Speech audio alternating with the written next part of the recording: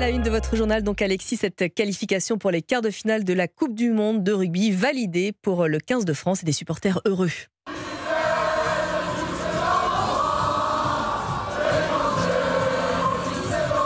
Et oui, les Marseillaises ont retenti cette nuit dans les rues de Paris et un peu partout en France en dominant les Italiens 60-7 lors de leur dernier match de poule. Hier, nos Bleus ont validé leur billet pour la suite de la compétition. Une victoire dans les grandes largeurs qui permet de faire le plein de confiance avant le quart de finale, donc Axel May.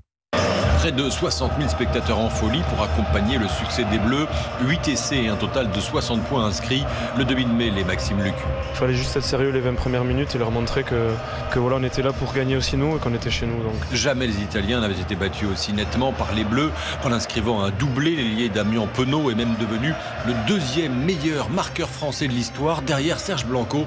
35 essais contre 38. Des Français qui vont maintenant se projeter vers le quart de finale de dimanche, sans doute face aux Sud-Africains, comme l'explique avec enthousiasme le jeune Louis Bielbiarré. Là maintenant, sûrement en quart de finale face aux champions du monde en titre. De toute façon, si on veut être champion du monde, il faudra gagner tout le monde. Il nous reste 3 semaines maintenant. 3 semaines pour pouvoir rêver du titre et on va tout donner, ça c'est sûr. La question qui se pose toujours, c'est Antoine Dupont sera-t-il rétabli pour jouer le quart de finale? Un rendez-vous de contrôle avec le chirurgien qui l'a opéré de sa fracture de la pommette est prévu demain.